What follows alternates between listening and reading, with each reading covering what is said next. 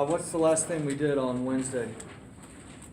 We haven't started. We haven't started, we're on page 32. And we're just finishing up All right, so I mentioned that for us, primarily when we think about muscles, we're thinking about skeletal muscle, and we get fixated on thinking about muscles that move bones. We walk, we talk, we throw balls, whatever. But, like I said, be sure and remember the things that go beyond that, like facial expression or breathing. But in addition to that, be sure and remember the non-skeletal muscles. So you have smooth muscle, you have cardiac muscle. So I guess the very first thing we should do is talk about functions, even though that's not on the notes, but it should be pretty obvious that we need to talk about functions. So we could start with movement, just get that out of the way, support, things like that.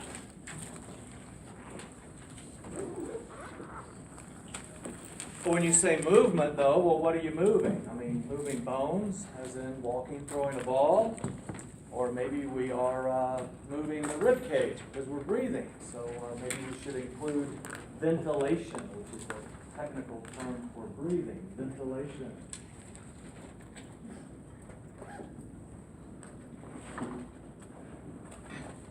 And because we're not thinking only about skeletal muscle, we might include movement of material through our GI tract. We swallow something, we digest it, it becomes waste. How does it move the nearly 30 feet or so through our GI tract? The smooth muscle in the wall of the intestines is contracting to move it. Maybe we're moving a baby out of the uterus. Childbirth.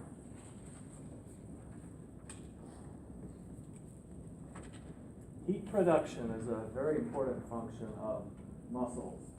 I don't know what each of you can relate to on a personal level, but some of you can certainly relate to getting to the bottom of the hill and you're sweating and you get on the chairlift, and before you get off you're shivering, and you just have to hang in there, and you know that once you get going again you'll warm back up.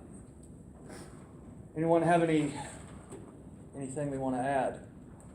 But I'm not saying that I've given you a definitive list, just trying to stimulate thought. blood circulation. Oh, awesome. Yeah, definitely. The heart. Cardiac muscle. Cardiac muscle tissue. Huge. I don't know if I've told you, but how far do you suppose it is if a drop of blood leaves the left ventricle, circulates through the body, returns to the heart, circulates through the lungs, returns to the heart again? So if you started right there, about 50,000 miles. Yeah. 50 to 60,000 miles. What are the functional units of the kidneys? What are the functional units of the lungs? What are the functional units of the blood vessels? Capillaries. Or gas exchange occurs. Stuff doesn't move in and out of great big vessels in your body. So yeah, 50 to 60,000 miles of blood vessels in the human body. And about 75% of those are capillaries. 75%. All right, so back to page 32. It says to memorize the muscle chart. Guess I'd probably do that. I recommend breaking them into groups and learning a few groups at a time. Start with something you are familiar with, like the arms or the legs. So I know some of you have been working on this, and if you haven't, please get started. It's not the kind of thing to do the night before the test. Make a flashcard for each muscle. Well, maybe you don't like flashcards. Maybe you don't want to do that.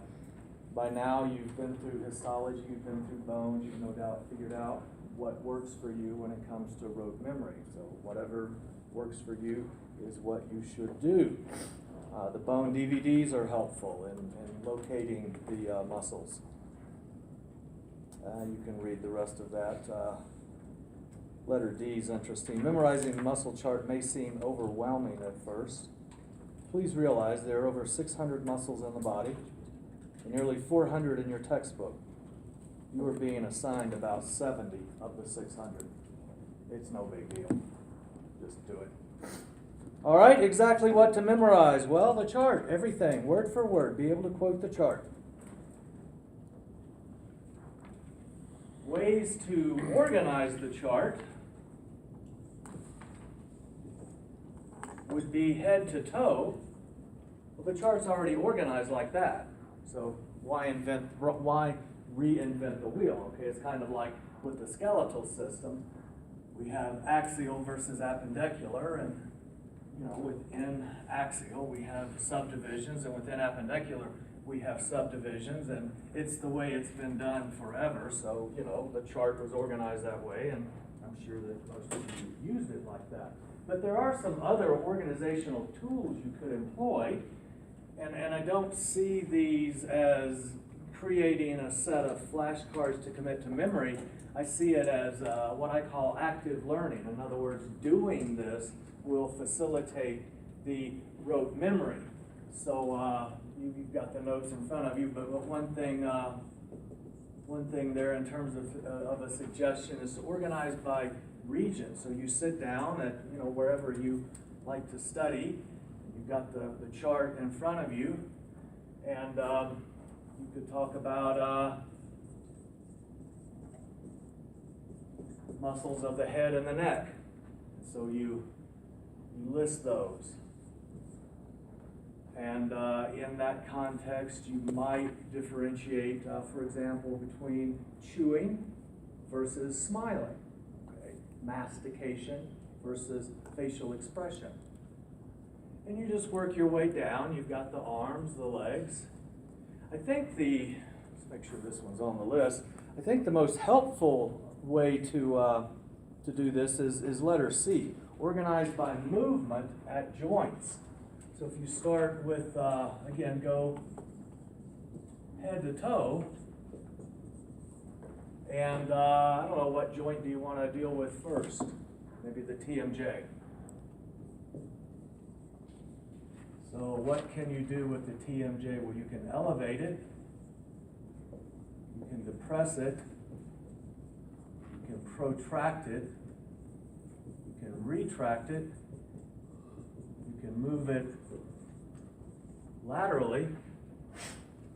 And again, you got the chart in front of you, so it's it's fairly simple. But then write down the muscles that will elevate it, the muscles that will depress the mandible, etc. Then go to the next joint, which would probably be the neck. You can flex it, extend it, hyperextend it, rotate it, move it laterally. And I think just I don't know, I might even sit at a computer and do it. I might do it in Excel or something, I don't know. But I think just the act of extracting them from the chart and writing them down will help facilitate the rote memory. And then, of course, the thing I've harped on repeatedly at this point, what's in the name of the muscle that will negate some rote memory? That's a huge help. All right, examples of antagonists, we'll get to that actually on the next page, so I have nothing to say about that for now. Roman numeral 2, how they are named. So what have you guys come up with? There's got to be 5, 6, 7 ways. What have you seen as you peruse the chart and tried to find something in the name of muscle? Let's see how many ways we can come up with. Oftentimes the name is associated with the origin of the bone it's attached to. Okay, I heard shape, origin, insertion, action. Okay, let's hold on for a minute. So I want to define origin and insertion. actually comes up on the next page, but I want to go ahead and do that now since it's on the list of how they're named. So clearly, if a muscle is going to move bones, there must be a joint there. I mean, let's just face it. At this point, you know and understand enough to realize that a muscle attached to 2 points on the radius wouldn't do much when it contracted, would it? Maybe break the radius. That'd be a stupid design. So if muscles are going to facilitate movement, then they must span a joint. And they can span more than one joint, but they've got to span at least a joint. So when this muscle contracts, that is shortens, we're going to get movement right here. Well, the origin is the point of attachment that moves the least, and the insertion is the point of attachment that moves the most. So very often, you don't have to you use extra brain cells. In other words, I'm going to file this under origin, I'm going to file this under insertion. You might be able to file them both under attachment. And then just think about the movement. And when whatever moves, that's the insertion. So for example, we have some muscles in our neck, and they're connected to the sternum and the clavicle and the mastoid process. So the muscles in the neck. So when you contract those muscles, here's what happens. If you contract them both.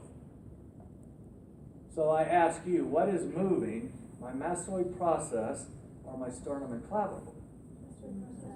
Mastoid process. So it is the insertion, and those two are the origins.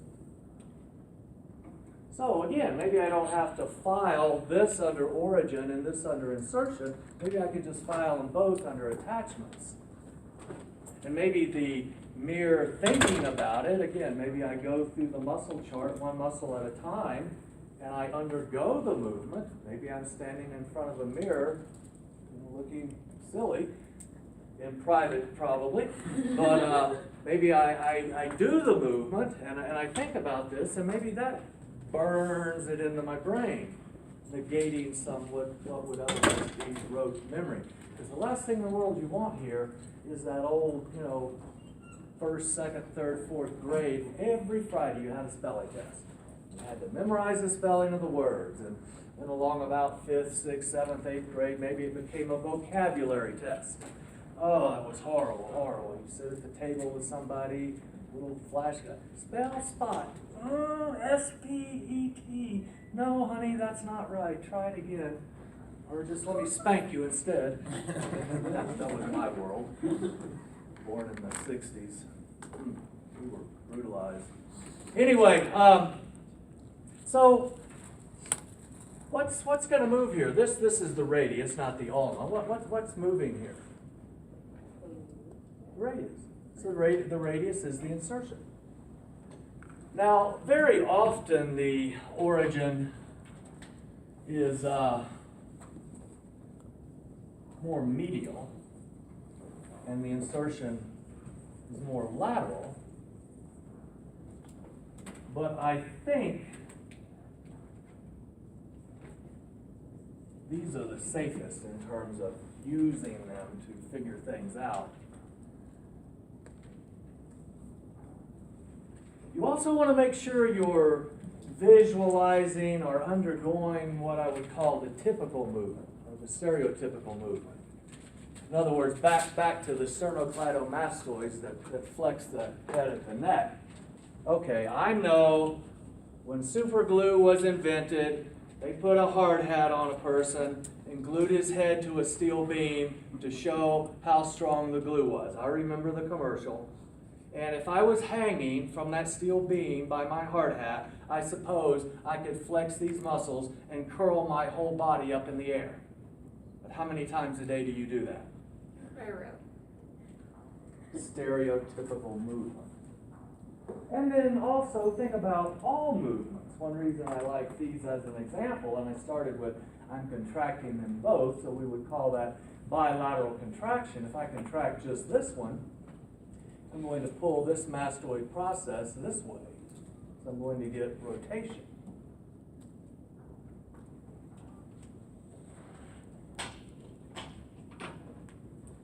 Okay, so we're thinking about ways muscles are named. We paused. Let's continue pause, and let's pull some examples. Use the chart if you want to. You've all got it in front of you. You're gonna need it several times today, so if it's not out, go ahead and get it out. And what's an example of a muscle named based on its shape? Orbicularis oris, And what do you get out of that? round or circular, Okay. orbit, And what else do you get? So round or circular.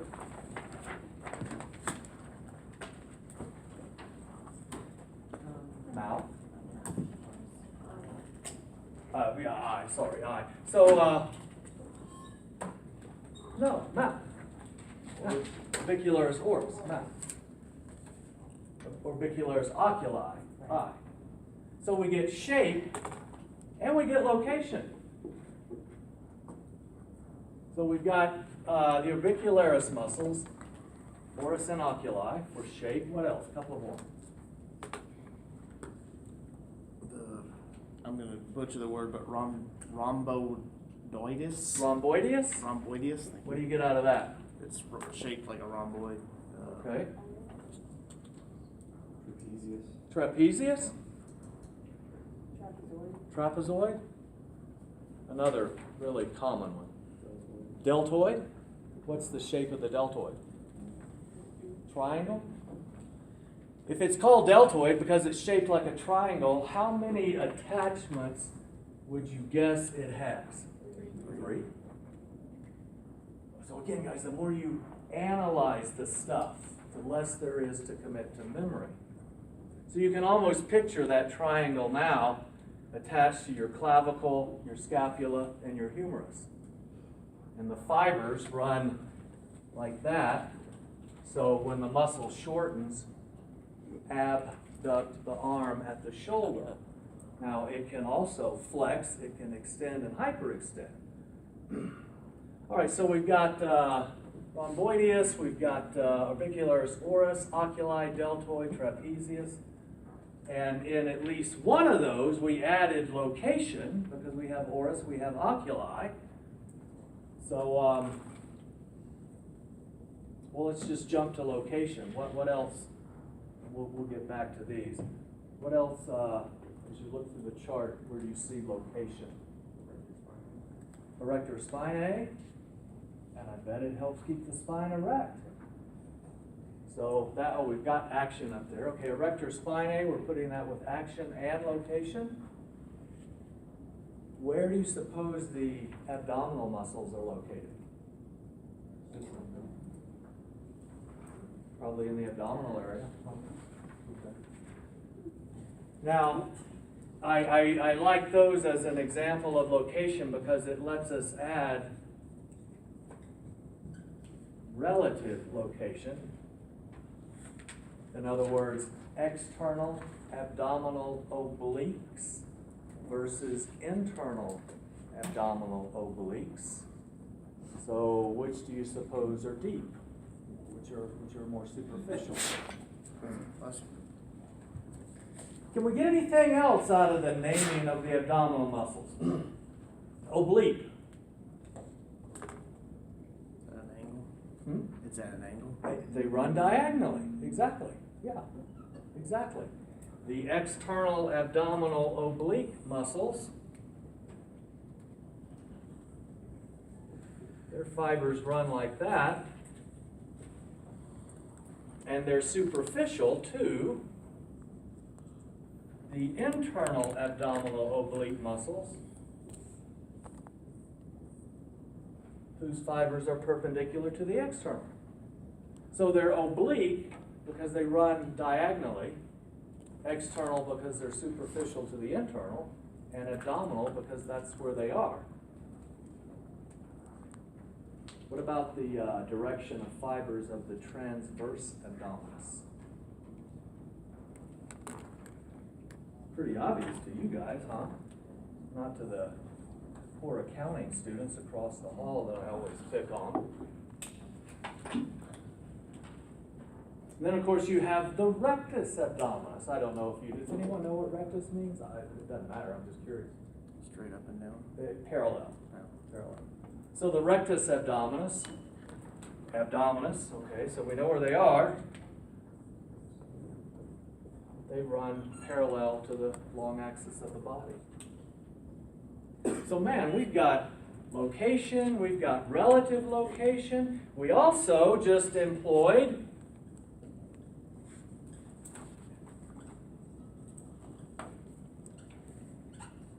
the direction of the fibers.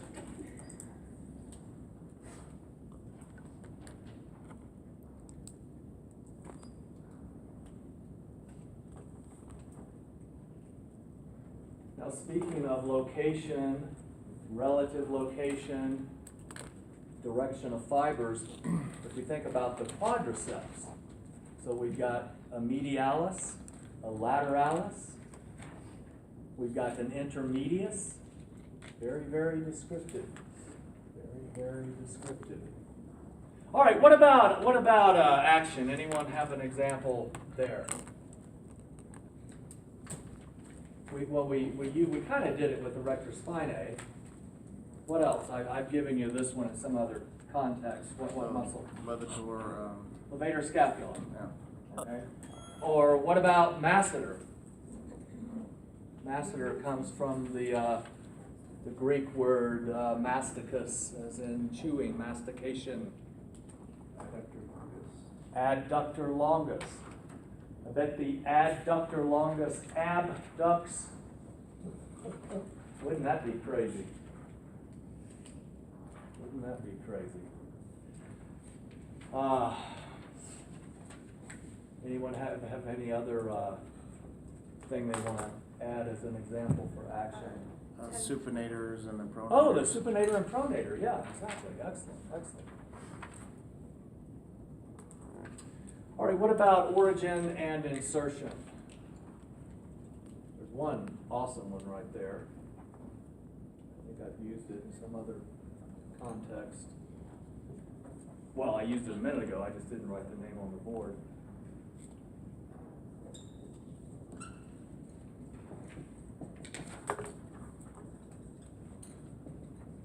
Once again, guys, when you need those extra 2 credit hours, take medical terminology. So everybody can see that that refers to the mastoid process, and you know that's part of the temporal bone. This is obviously the sternum, clavicle. Clavicle. So all the attachments are right there. And we already saw how we could figure out which attachments were origins versus insertions just by doing the action. Moving our head that way. 1, 2, 3, 4, 5, 6. There's got to be 1 or 2 more. How about when you see words like biceps femoris? Okay, femoris, it's got to be in the leg.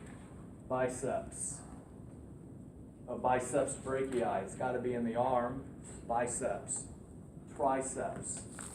2 something, 3 something. Attachments. Okay, and specifically, it's the number of origins.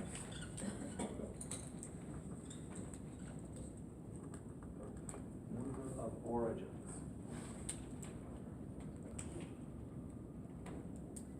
Okay, we could probably come up with something else. Thinking there's more like 8 ways, but nothing's coming to mind. If you have something you want to throw out there, feel free to jump in. But also, you know, huge would be to note the examples where more than one of these methods was used. And so you can really, hopefully anyway, if you analyze and think about it, negate some of the rote memory. All right, I want to take a minute and be upfront with you about the formatting of the muscle chart question, so you know exactly what to expect.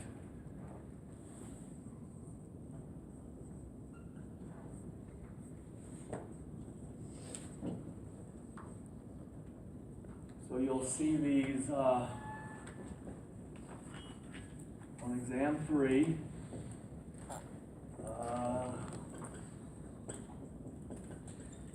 20 to 25. See these on the final exam. In 20 to 25. And the lab is a little different, so we'll talk about this and then we'll talk about the lab. So on exam 3 and the final, what I do is I set them up in groups of 5, corresponding to A through E on the Scantron.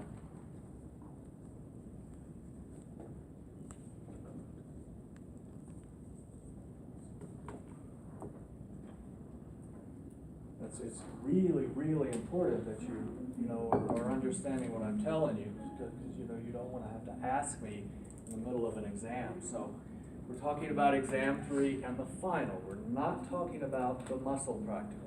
Exam 3 and the final. So if you're going to have 20 to 25, then you're going to have 4 to 5 little sets like this, okay? And each set is its own. So that A through E must go with 1 through 5. The next A through E must go with 6 through 10. You can't use one of these letters with one of those numbers.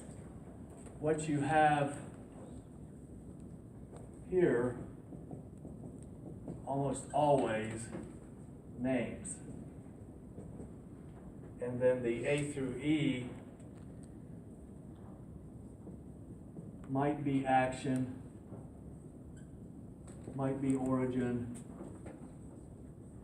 might be insertion, might be antagonist, and we'll talk all about that a little later this morning. Might be some combination of them.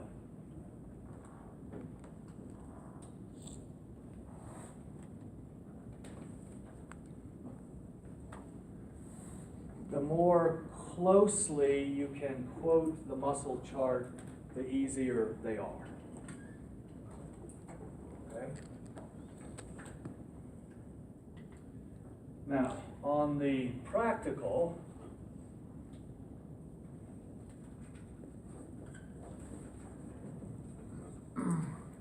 you'll have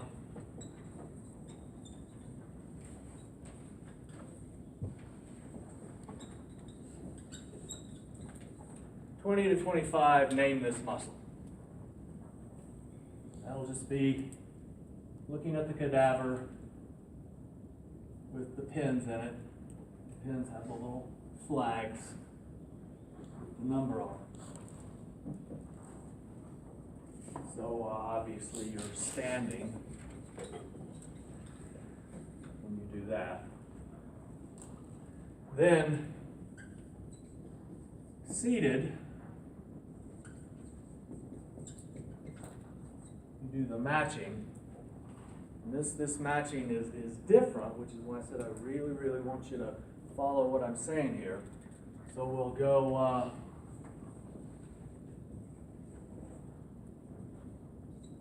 number 1 through 25.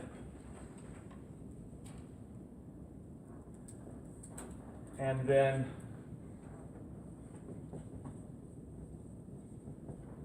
A through E. And then we start A, B, A, C, A, D, A, E, B, C, B, D, B, whatever. so that we have 25 all the way down. The big difference is with these is anything in this column can go with anything in this column. So on exam 3 and the final, they were organized into sets of 5, where each little block, each little set of 5 was like a little puzzle. And they're really kind of fun. These, anything can go anywhere.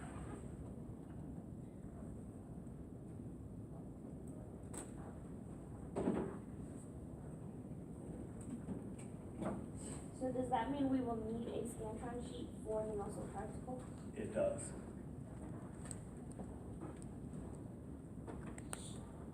And so adding to that,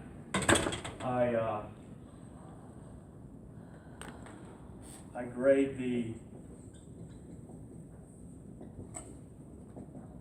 identification, and let's say got a 90% there. Then I run the Scantron through the computer to grade the matching, and let's say you got an 80% there. So your grade for that practical would be an 85%. So they're equally weighted. And don't we have 2 chances at this? You do. So perhaps we should go ahead and talk about that. Yeah, I'm glad you brought that up. All right, I'm on page 13 of the syllabus.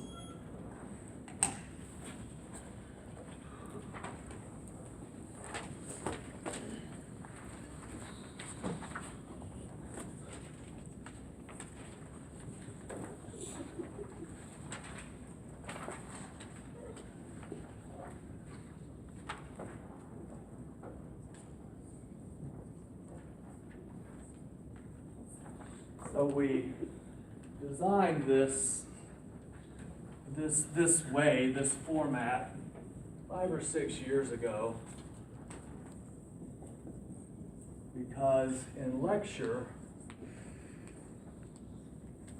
the week of the 5th, you have exam 3 and the final. The week of the 5th, and I think you've got the syllabus in front of you, you can see it. You take exam 3 on Monday and the final on Wednesday. Well, you also had the lab practical that same week. And so we moved the lab practical back here so that you had one thing that week and 2 things the next week rather than all 3 things the last week, just to give you a little time to spread it out. It also means that you were finished with lab here. So that last weekend, you didn't have to worry about lab, you only had to worry about lecture. It also meant that because you were prepared for the matching here, that over that last weekend, you didn't have to study for the matching. You already knew it, because if you didn't know it, you got a 0 there. So anyway, it was all good. Everything about it was good. And it was actually Shanna's idea. She's no longer with us. God rest her soul.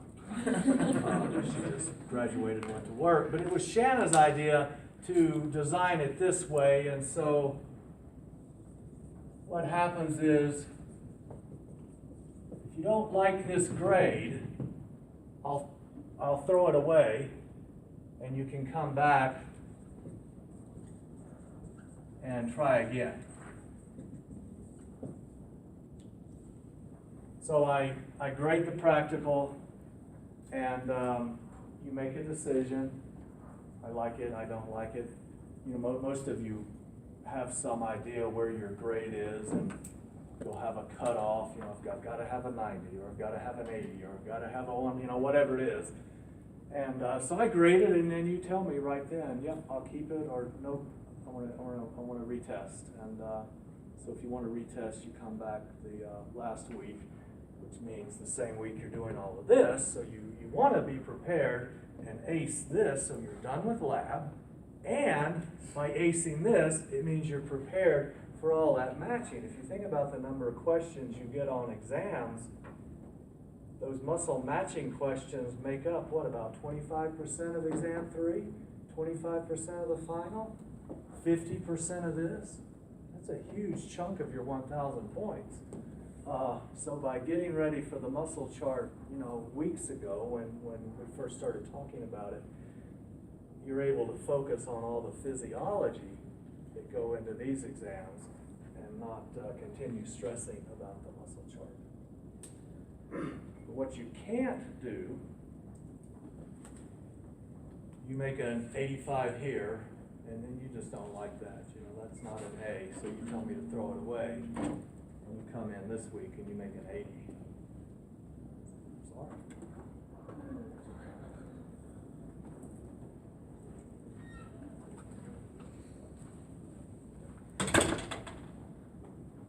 And I think that's actually happened twice.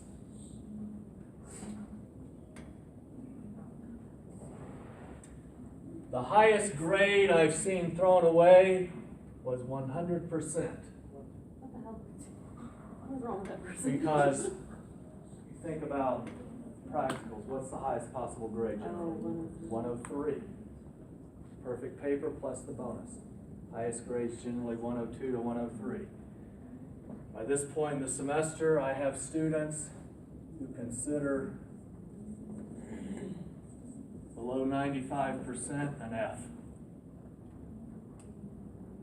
They're so OCD. And, they're looking for that 99 to 100 minimum. I'm not saying that's healthy. These people have high blood pressure and all sorts of problems. Some of you are already like that. I won't point you out, but some of you are. Next semester, a lot of you will be like that.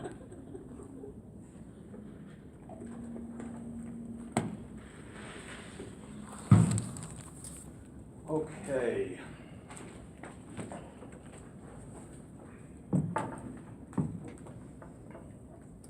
Okay, Roman numeral 3, titled Functions of Muscle Tissue, goes with Roman numeral 4, Types of Muscle Tissue and Histology. So, do it like this, 3 and 4.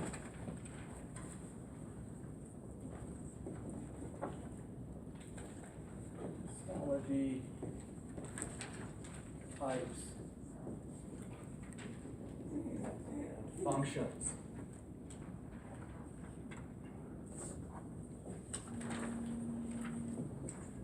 So we have smooth muscle.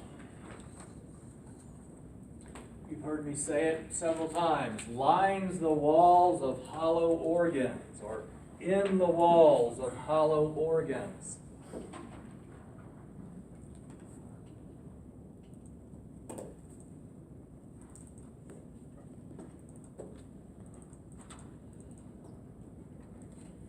We'll go back to something everyone's familiar with.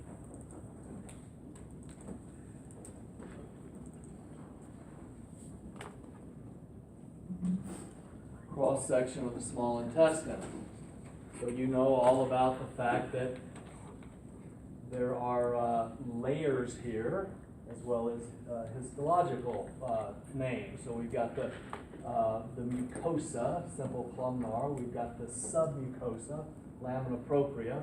We've got muscularis. We've got serosa. Serosa is the same thing. This takes us back to chapter 1, the visceral peritoneum. So in the context, only right now, in the context of the smooth muscle, lines the walls of hollow organs. They're found in the walls of hollow organs. And again, think about the intestines contracting to move food through the GI tract. The process of swallowing starts out as a voluntary process and becomes an involuntary process. So even in the esophagus, there's a transition from the voluntary skeletal muscle toward the top and the involuntary smooth muscle toward the bottom. In the stomach, the small intestines, the large intestines, all of that is smooth muscle. And then you get down anal canal and anus, and you get back into where you have voluntary control. I mean, obviously you need to be able to control that sort of thing.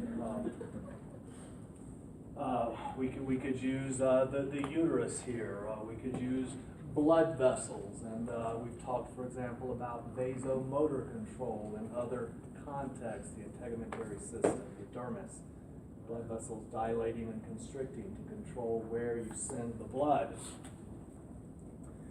The other, or the next, not that the order matters, the next type of muscle tissue is cardiac muscle tissue. It's found in the heart, nowhere else in the body, just in the heart.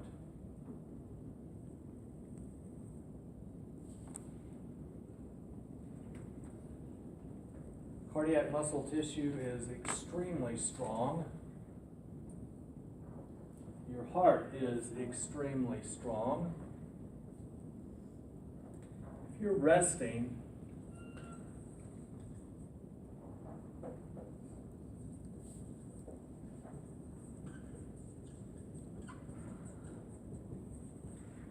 your heart pumps about 75 milliliters every time it contracts.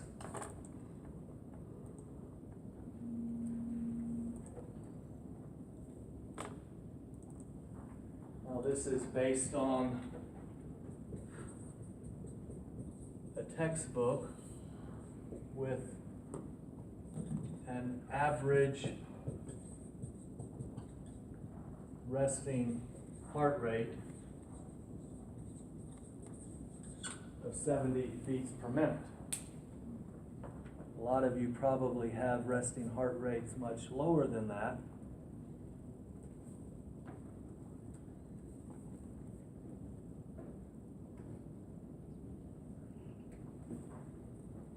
So if we use at rest an Olympic caliber athlete, and there are only a couple of these people on the planet, the lowest recorded resting heart rates on the planet in highly trained athletes, about 32 beats a minute. And that's because their hearts pump 164 milliliters per contraction.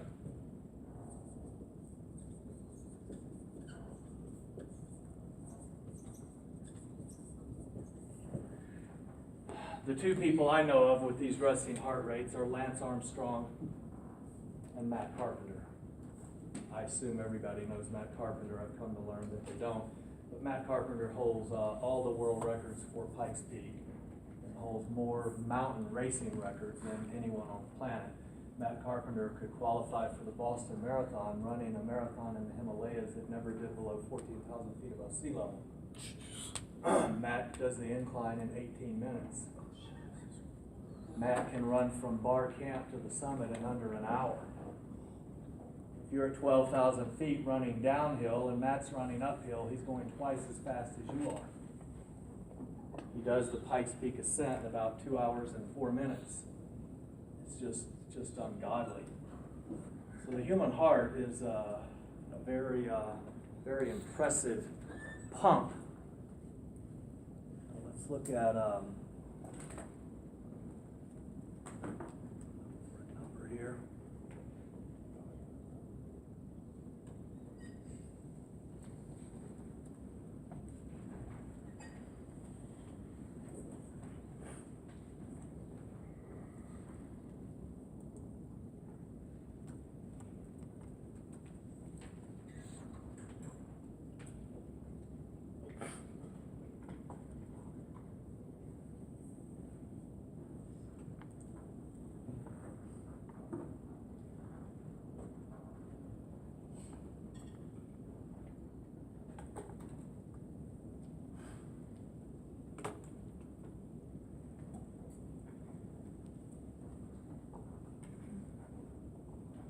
So both of these people were resting.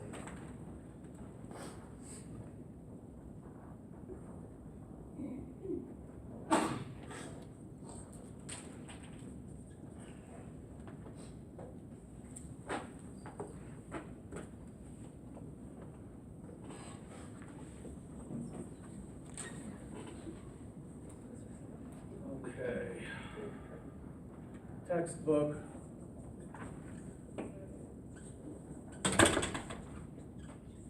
running.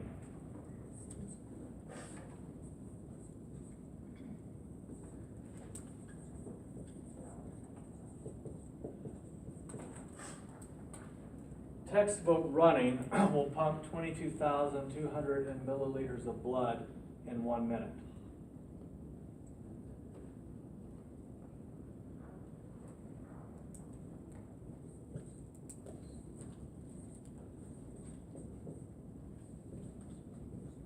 It's almost 6 gallons per minute. Your visual there would be the grocery store buying milk. Maybe you don't buy milk, but you've certainly seen the 1 gallon milk containers. So the human heart of just a plain old person exercising can pump nearly 6 gallons per minute.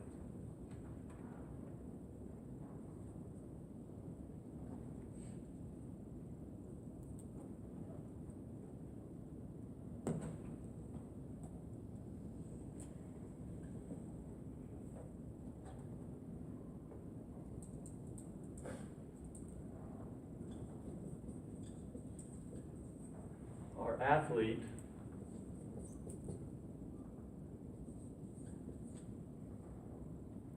$44,888.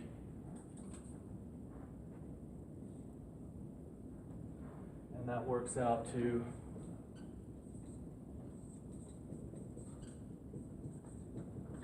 almost 12 gallons per minute. I don't think you could pour 12 gallons of milk down the sink in a minute using both hands. You're contemplating it. You buy the milk, I'll try it. Anyway, it is an amazing pump. Extremely powerful pump. And then finally we have skeletal muscle.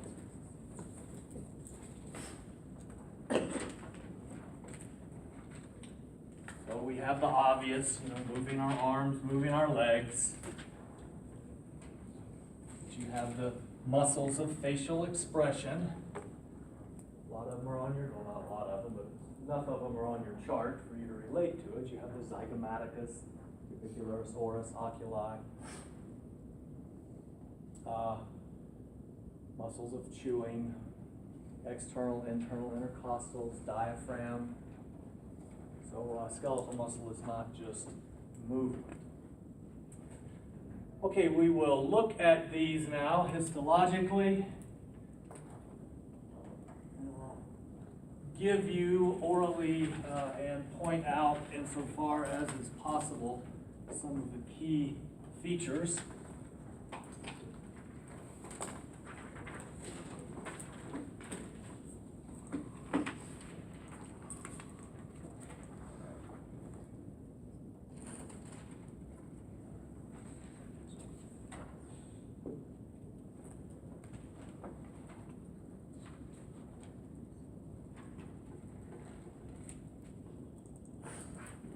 Okay, this first image is smooth muscle. The cells are described as spindle-shaped. I'd say we need a lot more magnification to really see them as spindle-shaped, but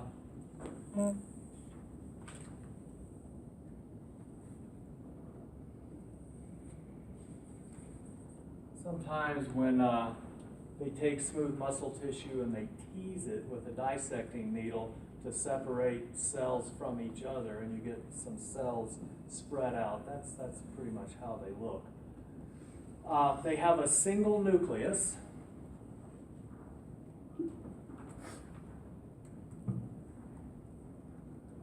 And that's really about all you can say about them. So not terribly interesting. This is skeletal muscle. Skeletal muscle cells are long,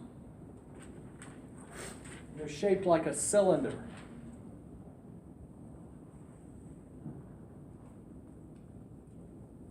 Long, and they're shaped like a cylinder.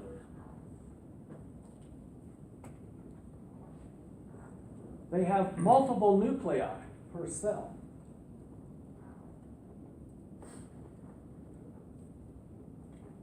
They require multiple nuclei because the cells are so large.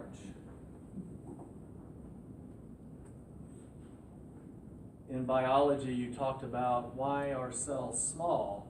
And there were 2 or 3 reasons. One was if you have this thing divided up into 9 cells, you give each one a nucleus. Well, a given nucleus doesn't have as much area to control as it would if it was just one big cell. A lot more area for that single nucleus to control.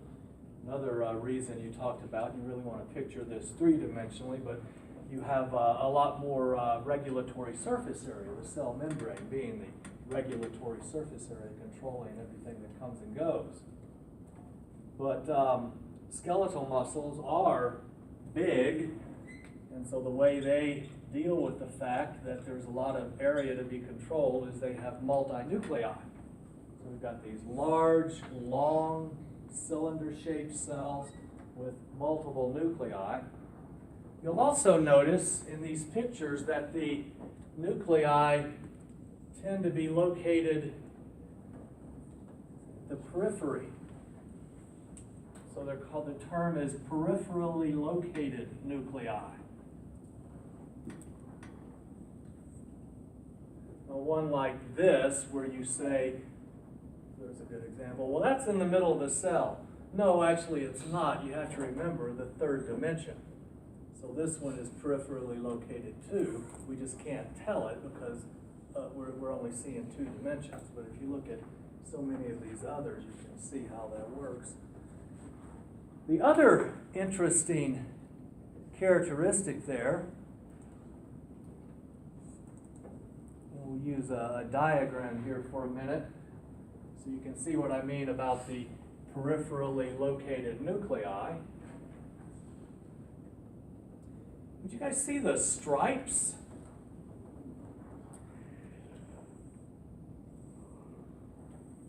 They're not there. I see them too, but they're not actually there. I know this is just a diagram, but that's not a diagram, that's a photomicrograph, and I see them there. So the characteristic is striated. So skeletal muscle tissue is said to be striated, but it's not really striated. But we see the striation, so we say it's striated, but we know it's not.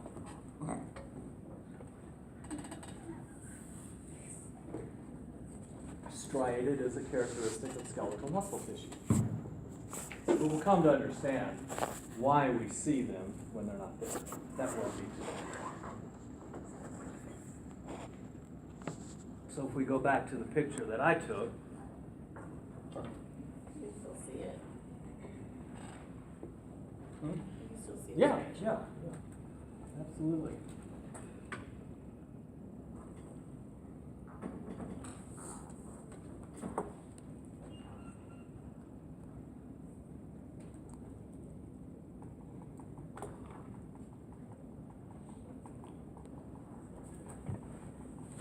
Okay, finally, cardiac muscle tissue.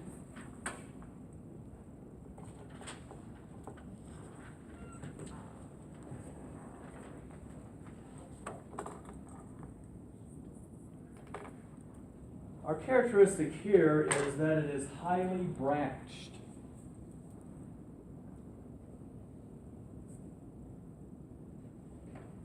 Highly branched.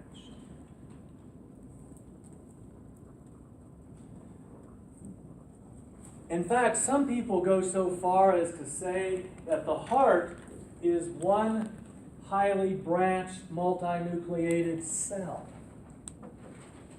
because all of the cells are so interconnected. You see, the thing with the heart is there's electrical activity in the heart that makes it contract. And the contraction is why it works like a pump. Now, the electrical activity is the topic for after Christmas, but you all have some idea what I'm talking about. You've watched some television show and heard the term EKG and seen them electrocuting the patient. Most of that's so fake it's not even funny. But there's electrical activity in the heart, and the electrical activity makes the heart contract, and the contracting is how it works as a pump, pumping the blood. And so for that to work, every cell has to be synchronized with every other cell. And so, yeah, some people take that so far as to say it's one giant cell, multinucleated. And I mean, I wouldn't argue about it, it's just something to be aware of. The junctions between the cells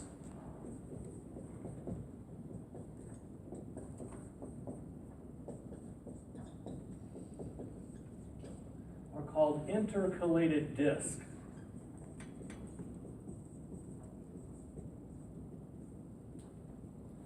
And it's these intercalated discs that allow the electrical signal to pass effortlessly from cell to cell to cell. You see, guys, when the heart contracts, if all of the cells aren't synchronized perfectly, well, what happens is quite simple. It's called death. Yeah, you just die. So the electrical activity has to move from cell to cell perfectly, as though there aren't even separate cells. And these cell junctions called intercalated discs allow that. The other thing that the intercalated discs do is they keep the heart from tearing itself apart. Remember what a powerful pump the heart is? We looked at those numbers. 6 gallons per minute for just your average person. 11, 12 gallons per minute in your Olympic caliber athlete. Imagine a machine that's so powerful it can destroy itself. It's your heart. So we have these special junctions so that it doesn't destroy itself when it contracts vigorously during intensive exercise. Okay, I was going to see if I could, hard to see here, but I was going to see if I could show you an intercalated disc.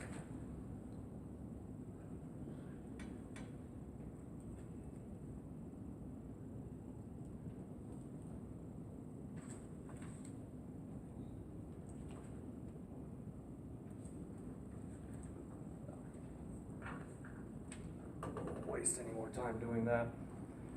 Okay, so functionality, location, histology, all of that. Roman numeral 5, origin and insertion. So we talked about that, a little out of context, but we talked about it at the appropriate time. So that takes us to a tendon versus an aponeurosis. And that'll be where we end this morning. So if you want to draw your line there. So you know from going through histology that ligaments connect one bone to another and tendons connect a muscle to a bone. And you know that tendons and ligaments are made of dense regular connective tissue. There's another way that muscles are attached to bones. And this is with a structure called an aponeurosis.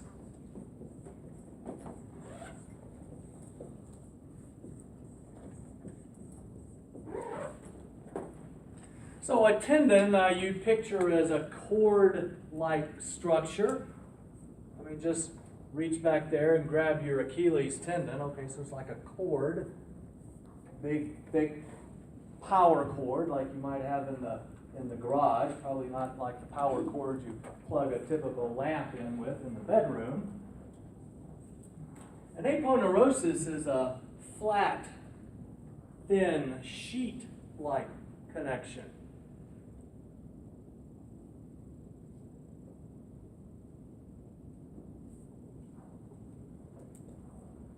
So an aponeurosis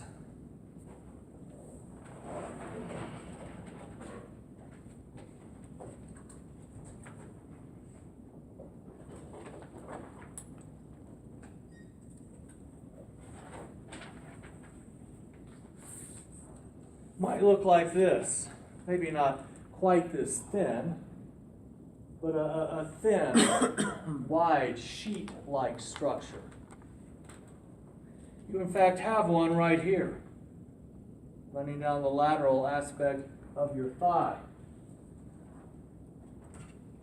There's a muscle called the tensor fascia latae.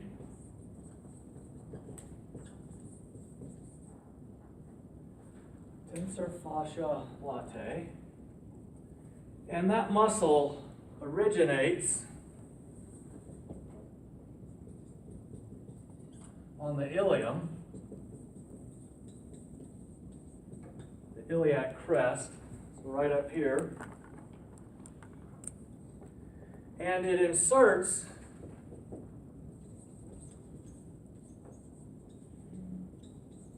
on the head of the fibula and the medial aspect of the tibia.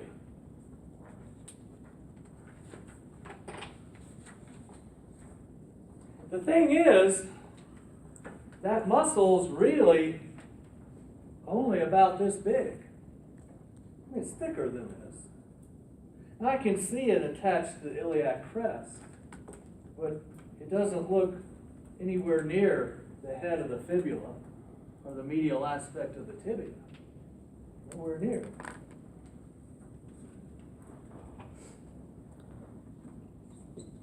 So that insertion is through the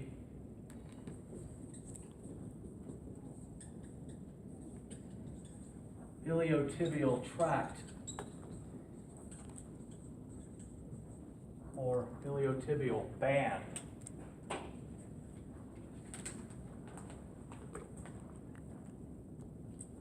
So here's our muscle, tensor fascia latae, connected to the iliac crest. And here's our, look at the name, iliotibial. Here's our iliotibial band. And it runs all the way down the side of my thigh. It gets down here and it forks and it attaches to the head of the fibula. It crosses over distal to the knee and attaches to the tibia. When that muscle contracts, you abduct your leg at the hip.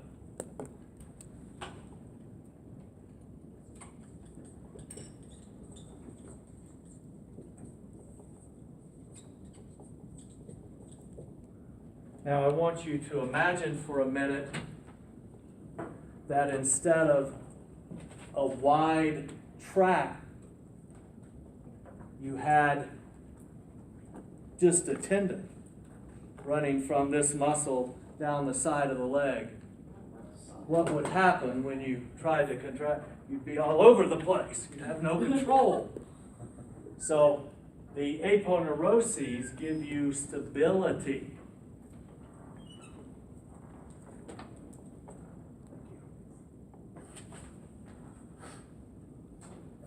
Interestingly, you actually have a continuous sheet of connective tissue from your frontal bone all the way across your head, down your neck, down your back, down the backs of both legs to the calcaneus. And you can feel this if you'll, when you get home, sit down on the floor and bend over like this. And then while you're bent over like that, flex your feet at the ankles. You'll feel it pull in the back of your neck. one long continuous sheet of connective tissue.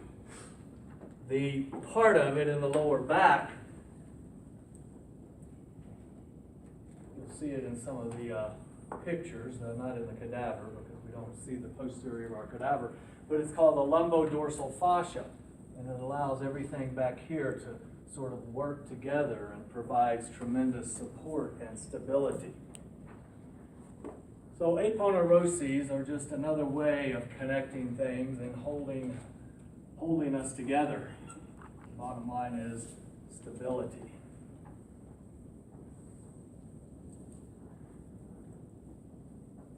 Now I mentioned right here that you could call it the iliotibial tract or band.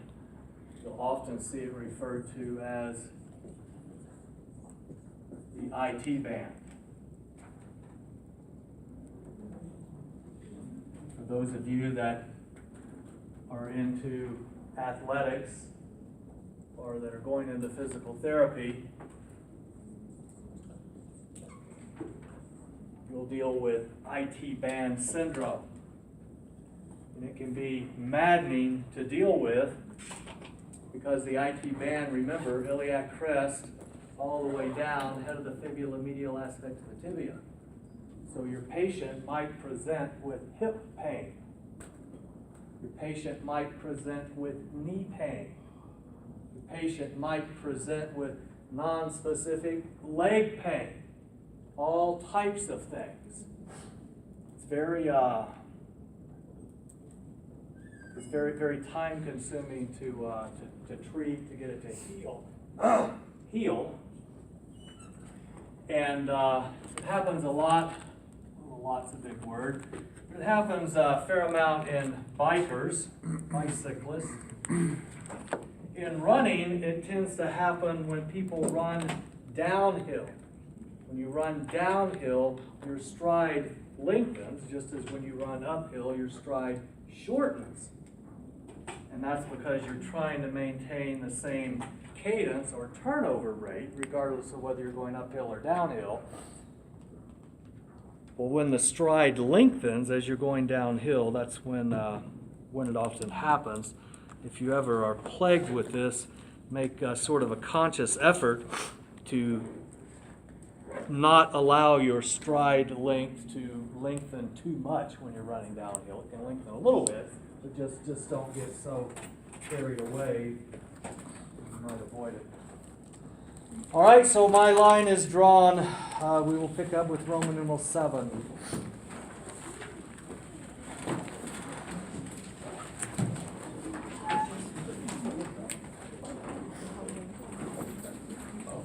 Right.